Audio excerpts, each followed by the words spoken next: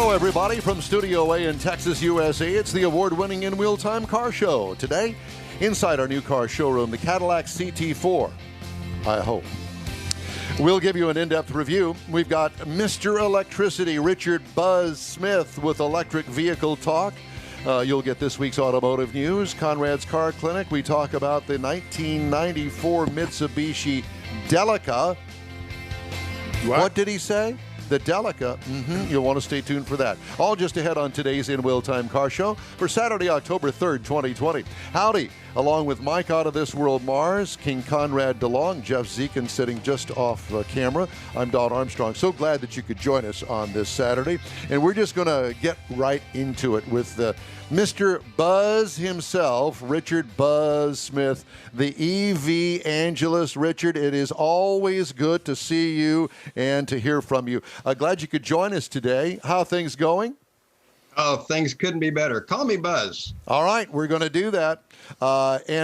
So, Buzz, I know that you guys have got some sort of a road trip planned, and we're going to talk about that. But we also want to talk about the EV stuff. Since the last we talked, and it wasn't that long ago, I guess 6 weeks or so, that we talked to you last, there has been a humongous a plethora of EV news in all different categories. I mean, you know, California going to ban gasoline car sales. At least try to here in the next 10, 15 years.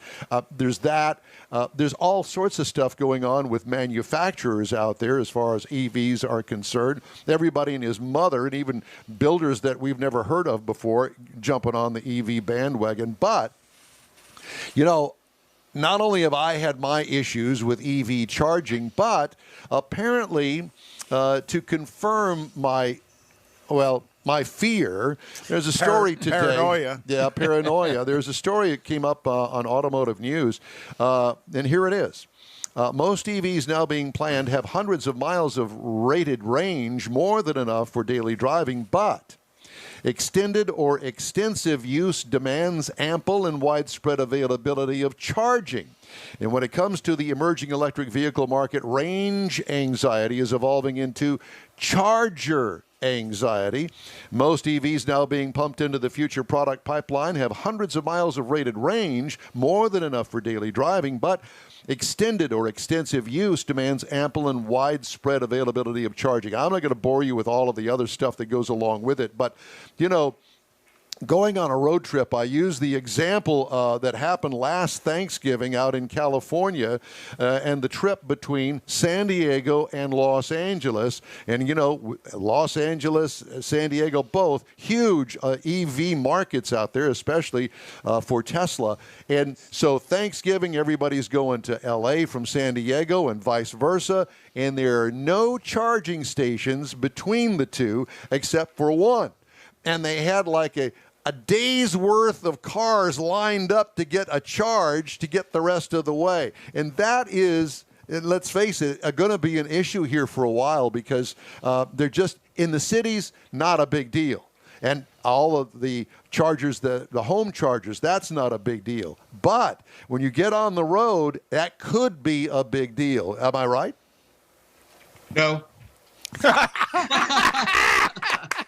No, actually, that's one of the reasons we're doing this trip. And like you said, we'll talk about that in a little bit. But there's a couple of things. Like you said, the vast majority of the time, 99% of the time, you're just going to charge at home. And if you've got a 110 outlet and your daily commute is 50 miles or less, then that's all you ever need. You don't even have to go out and buy a 240-volt charger. You can go with the one that comes free with your car. Now, road trips are different. And we are at the early stages. Now, you guys may not know this, but when the automobile first came out, you bought gasoline at your drugstore. So there weren't gas stations. And yet in just a three-year period in New York City, they went from almost everybody was horse and buggy to almost everybody was automobile. That big city, yep, there's going to be more chargers when that comes around too. But that's one of the things that is being addressed by the Volkswagen Dieselgate settlement. You know, they got fined $9 billion over that. And the vast majority of that money it has to be used for EV education and charging infrastructure. And so every state got millions of dollars. Texas, I believe it's like $243 million to install chargers. So that's going on right now. Electrify America is the company that Volkswagen put together to handle that. And so they're doing a lot of charger installs, but it's also being done by private companies. So yes, absolutely. There are parts of Texas that are difficult to get to today. But if I have to go to Dallas, Fort Worth, down to Houston, there are plenty of chargers. Houston to Austin, Austin and San Antonio back up to Dallas, Fort Worth. No big deal at all. Okay, so we got that out of the way, that I was wrong once again.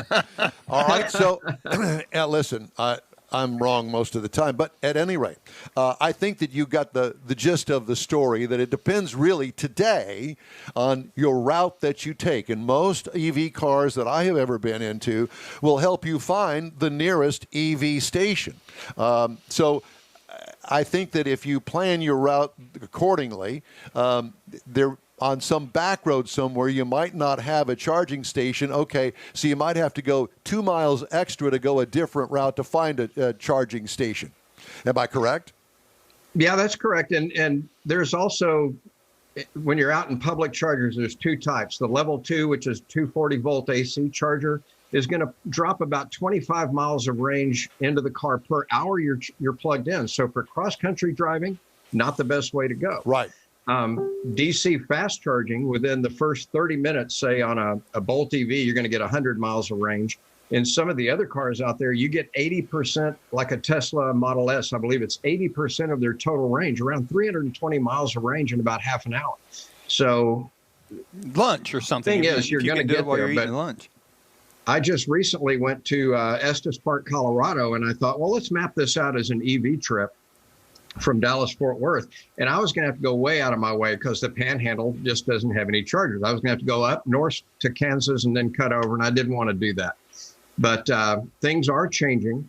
And one of the things I used to tell my customers when I sold cars, and it kind of blows their mind, is if you drive 12,000 miles a year, your monthly fuel cost, which in this case is electricity in Texas, because we have really cheap electricity here, you're going to spend between $30 and $35 a month. Well, that's a huge savings over most people what they're spending on gas. So take that gasoline money. If you want to do a really long cross-country trip today, but you're just dying to have an EV, go get that EV, and then take that $200-300 a month you're saving in gasoline and sock it aside. And I guarantee you, when you go on vacation, go rent the biggest premier Suburban you can find, and you'll still be saving money in the long run and have a luxurious cross-country trip with no range anxiety. That's a thought. Okay. Americans are real bad about buying what I call the 2% car. They think once a year I've got family that comes in for Christmas and I've got to haul a bunch of people around. And so they go buy a 3-row SUV for that 1 or 2 weeks out of the year. Right. Rent that SUV, use it for those things. I think that's a great idea. Okay, so I'm going to play the devil's advocate here. Nah. Yeah. Not you. Yes, me. Okay, so for 100 miles and a DC charging station, I got to spend 30 minutes waiting for the car to recharge. Yep. I'm not a very patient guy, where I can go and take my, let's just say, 30 mile per gallon Nissan Sentra that I reviewed earlier today, that gets at least 37 miles per gallon. And I can go down to any gas station and fill that thing up. It may take me 5 minutes, as opposed to spending, 2 hours to get a full charge on an EV. How do you address that? Well, the only time you need to do that is if you're going cross country, or if you live in an apartment and can't charge at home. Now, unfortunately, people like apartment dwellers have been left out of the electric revolution up until now. Now that we've got multiple vehicles out there with more than 250 miles of range, they can start thinking of the electric car differently.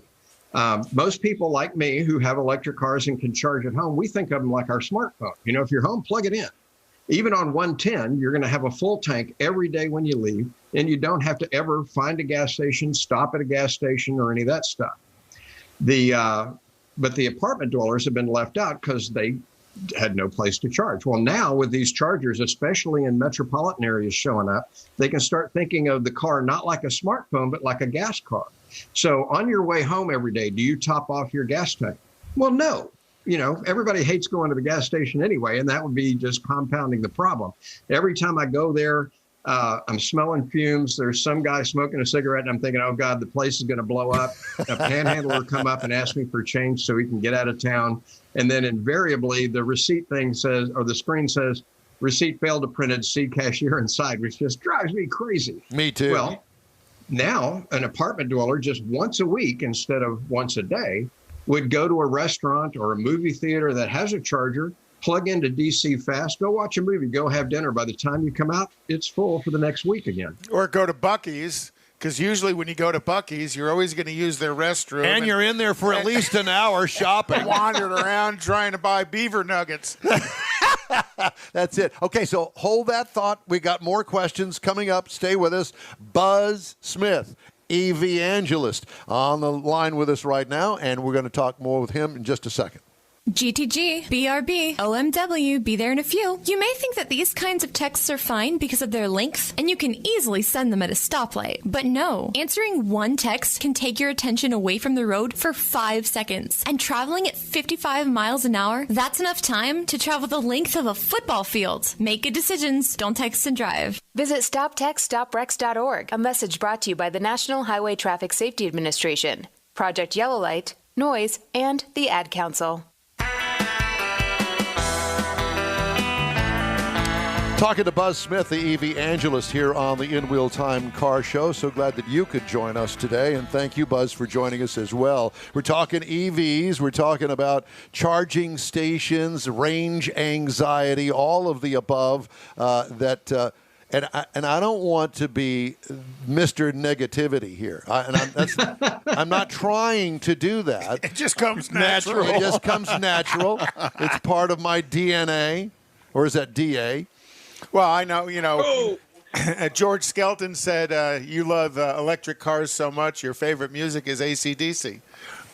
Thanks, George. We love George. George is a regular visitor of this show. But so, all right. So now we've got that kind of figured out. I want to talk to you about this road trip that you've got planned. Who's going? Are other people going with you, and how's that going to work out when you've only got 2 or 3 charging stations and you got 12 cars on a road trip? Well, it'll be interesting. This is, I drive a plug-in hybrid, so I've never had to worry about range anxiety. Well, of course, it's a hybrid. Yeah. So it's got a gasoline motor. With a plug-in hybrid, it stays electric until it runs completely out of electricity. So when I'm in town, it's 100% EV for me. But when I want to do a road trip, I have no concerns. I just take a road trip. Now, I wanted to prove to people that you don't have to worry about it quite as much as everybody thinks you do. And so I was, the dealership I used to work for from time to time hires me to come out and teach new salespeople how to sell EVs. And I was out there doing some training, and then I ended up over at a GM, or Chevrolet, actually, corporate has hired me to do some training, regional training for them for EV sales. And they happened to do it as a webcast like this. And we're at a company called Swati here, Southwest ADI, which sells the accessories for all the dealerships. And, they've got kayak racks for the Bolt EV, bicycle racks, all this cool stuff. And we got talking about it, and I thought, well, people think about EVs wrong. They think about them as these econo boxes that they'll hate to drive, and it'll save them a lot of money. But as soon as they're off for the weekend, it's go get some other car to drive in. So I went back to my dealership and asked them, how about loaning me this vehicle for a 4-day weekend and put a kayak rack on it, go buy a kayak.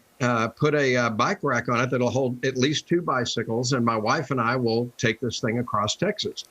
And it kind of shocked me. The general manager there, who's been very supportive of me all through my time when I worked there, said, okay, we're going to do that. And sure enough, they bought a kayak, they bought the kayak rack, and they had this thing set up in the showroom. And for the first time, people didn't just walk by the car thinking it was another gasoline-powered small SUV. They stopped and they were looking at it and opening doors and checking it out.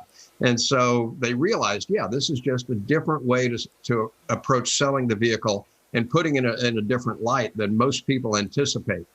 Now, I wanted to take it into a challenging area, so we're going to leave the Dallas-Fort Worth area, and we're going to drive to Enchanted Rock, which is 85 miles west of Austin.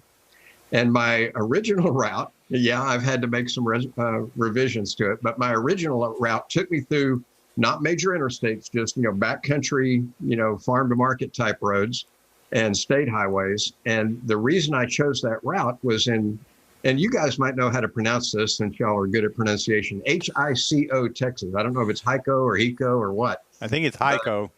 Hico. Okay, right outside of town, there's a country club, and they offer free charging. And if you stop there for free charging, they'll even run you into town so you can have a meal, while your car's charging, and then come pick you up and bring you back. And when I was looking at photographs of their installation, the roof has 40 solar panels on it. So this is right up my alley. I've got 32 solar panels on my roof here. So let me guess, you own the hotel. No. This is just to promote, a cool EV idea. Yeah. So I sent them an email, never got a response. I called them and got voicemail, left them voicemail, never got a response. And I was getting kind of freaked out because that literally was one of only 2 chargers along that route, which is a 250-mile trip. So I definitely wanted to get to Central Texas with plenty of range to get back out of Central Texas. Or you'd be using the 2 bikes you had on the back of the car, right? And the kayak. What I ended up doing was I was going through their website and came across an announcement page. They're shut down for the winter. Thank God I found that out in advance. So now we're going to head down I-35, and in just north of Austin in Belmead, Texas, we're going to stop at it's one of those outlet malls. Yeah. And we're going to stop there. An outlet mall. How funny. Yeah. It's got an outlet for his EV charger. But we're going to stop there, have lunch, do a little bit of shopping. That'll top off the bolt, and then we'll head out to Enchanted Rock. The really cool day is the 3rd day of the trip. We're going to do a little over 250-mile circuit. We're going to hit Natural Bridge Caverns. Probably won't have time for the tour, but I've never seen even the Natural Bridge, so we'll get out and do some shooting there. We're going to go on to New Braunfels, and we're going to kayak the Comal River there in town. Yep. And while we're there, stop off at a Chevy dealership that has a DC fast charger and just top it off again. Then we're going to go to Jacobs Well, Hamilton Pool, which is closed, but I'm taking a drone with me. I'm hoping to do some aerial drone photography, and then back to Enchanted Rock. And it turns out we're not very far from Luckenbach when we're in Enchanted Rock. And right. I'm ashamed of myself. I'm a Texan that's never been to Luckenbach. Going to go say hi to Willie and Waylon and the boys, and are the you? boys, exactly. In fact, my theme song for this trip is On the Road Again. And I've got different lyrics for it that are EV. But anyway, gonna burn a little on the trip. I'm hoping, hey, Willie, if you're out there listening to this, meet me in Luckenbach on the 6th. It's my wife's birthday. So are you inviting other people to go on this with you? My wife is going with me. No, I'm talking about other cars, other EV cars. I haven't yet, but if anybody wants to, come on out. I leave town on October 1st or 4th, and that's tomorrow, and get back on Wednesday night. But if you're out there near Enchanted Rock or Fredericksburg, go out there, drop me a message on Facebook. And if you want to keep track, we're going to be posting videos to Instagram, my Facebook page, my YouTube channel, and my blog from the road. And we're going to do drone photography, all kinds of really cool stuff. But keep up with us and meet us out there. We'll have big classic Chevrolet logos on the door, so you'll know it's me. One quick question before we got to let you go because we're out of time. How much does it cost to charge a car that says, okay, we've only got 50 miles of range to go? How much does it cost to buy electricity? Electricity varies. Many of the level 2 chargers are free. But if you're on a cross-country trip, again, you don't want to stay that long. Most of the other ones, it'll cost somewhere around $6 to $8 to completely fill up the car again. So it's like driving something that gets, 30 miles to a gallon instead of 115 miles to the gallon. I had to ask that question. It's not bad. Buzz, it's great to talk to you. Thanks so much for joining us. As always, you're a pleasure. Let's stay in touch. Give us one last thing, Don. Yes, one okay. last thing, All and right. this is Houston focus for your guys. All right. Evolve Houston is a nonprofit down there that's helping push electric vehicles. Yep. And they have a deal for all your listeners. If you're going to test drive, I think it's a Chevy Bolt EV. I think it has to be that specific EV. They've got a deal work with all the Chevy dealers where you'll get $50 just for going and test driving. Nice. So get out there, get your butt in that seat. dinner. You'll absolutely love it. Buzz, thanks again. Good to talk to you. We'll talk to you soon. Have a good one, guys. You do the Thanks. same. The EV-angelist. It's Buzz Smith. All right. Coming up, we're going to have a review of the Cadillac CT4. Mike Marr is going to tell you all about that and what it's like to drive one. Stay with us. Let's be honest. The National Symphony may not be in his future, but he wanted to try violin. So you said yes because you love him. And if you love him that much, love him enough to make sure he's buckled up and in the back seat. Find out more about keeping your kids safe in your vehicle at nhtsa.gov/the-right-seat. Show him you love him. Keep him safe. Visit nhtsa.gov/the-right-seat. Brought to you by the National Highway Traffic Safety Administration and the Ad Council. Social distancing slows the spread of coronavirus, so we should all stay home to lower the risk for everyone. More info at coronavirus.gov. Let's all do our part, because we're all #AloneTogether. Brought to you by the Ad Council. Welcome back to the In Wheel Time Car Show. We sure appreciate you joining us today, whether you're joining us on our live broadcast or joining us on our podcast. We thank you very much. I'll give you some podcast addresses in just a second here. Time now for our car review of the morning. Mr. Mars has the Cadillac CT4. Mr. Mars? Yeah, I did. And I really like this car. It's a 2020 Cadillac CT4 Premium Luxury All-Wheel Drive. Now, this is an all-new compact luxury vehicle from the Cadillac team. And it comes, it's really their smallest sedan. It's actually a little smaller than a CT5, as you would think from the name. It comes in 3 trim levels, a luxury, premier luxury, and it comes in a sport. And I really like the way this vehicle looks. It had the LED headlamps up front, and that it's kind of a boomerang headlight lamp setup they've got, and it goes along with this really nice, elegant grille. To me, Cadillac's always had some really nice lines to it. Back whenever it had the big fins, it was still about all the lines, and I really liked the way this one looked. Had the intelligent beam headlights up front, had it heated side mirrors, rain-sensing wipers, and it had the high-density rear-view camera. It's a really good quality camera so that you could really see some things out back. We were rolling on some nice 18-inch alloy wheels, and I'd really like to see the sport model on this. But when we got to the interior, we were looking at some leather seating. They were heated and vented up in the front. Had the 8-inch color display. Of course, it has the Apple and Android in it. And it's the Cadillac user interface, or Cadillac user experience, excuse me. So it's a CUE is what they call it. And that's where you're going to find all your convenience controls and all the other things that you need. The lighting settings, the air conditioning, etc. So, and they're also where you're going to find the Bose premium surround sound with 14 speakers inside this thing, and it will crank it up. So, and one of the things I really liked about the interior is the fact that it, to me, had a really nice interior, but some of it seemed a little cheap for what I expected from a Cadillac. To me, Cadillac is top of the line. Some of the materials, you mean? Some of the materials, yeah. Some places there was plastic where I thought, it'd been so much nicer if this had been Cadillac leather. Now, you get up under the hood, you got a 2.7-liter inline-4 turbo. And the 2.0 is a standard engine, so this is an optional engine, 310 horsepower, 350 pound-feet of torque.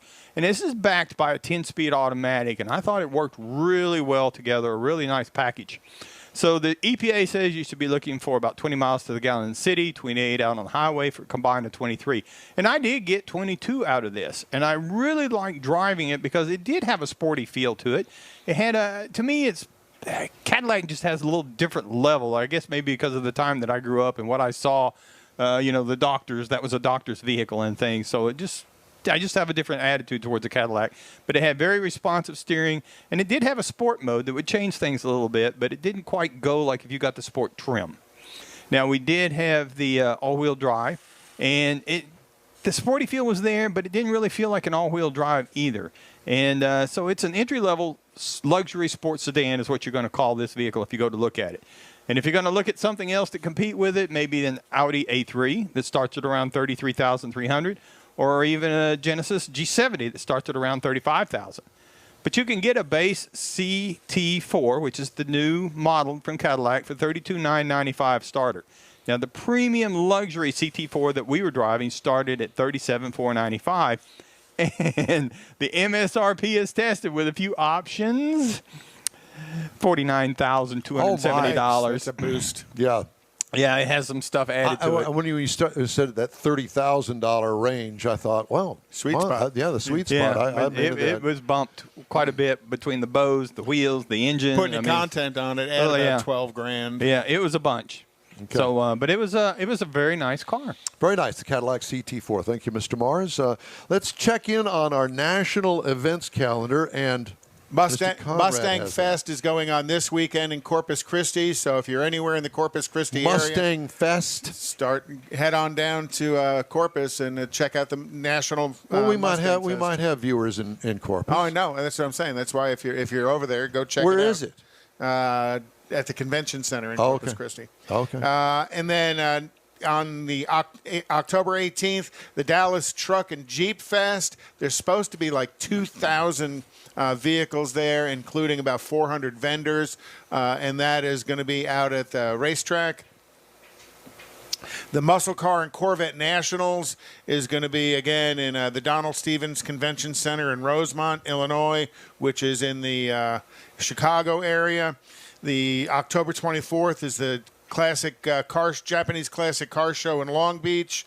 I haven't heard, what's the status on SEMA right now? Because SEMA is supposed to be November. SEMA's canceled until 2021. Totally Absolutely. Okay. You asked that question last week. I didn't make my notes and remind myself that it was canceled. Well, I'm glad that I'm not the only one that has that disease. November 8th is the Houston Exotic Auto Festival, and that's always going to be a pretty good thing, and that's going to be over in Beltway 8 and Autoerotica. So...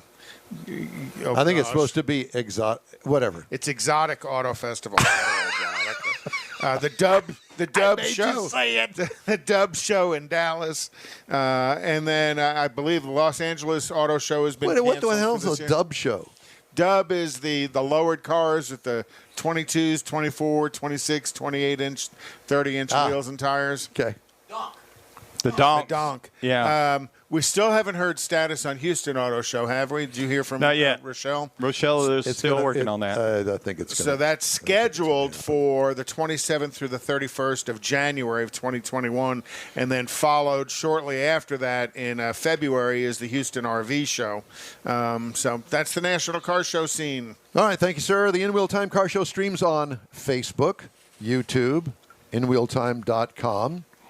Podcasts are available on Apple Podcast, Spotify, Stitcher Radio, iHeart Radio, iHeart Podcast TuneIn, Google Podcast, Podcast Addict, among others. In Wheel Time Car Show continues after this break. Texas Truck Works is your go-to truck customizer. From mild-to-wild lift kits, custom wheels, and steering and handling enhancements to the best personal and commercial wraps, Texas Truck Works delivers.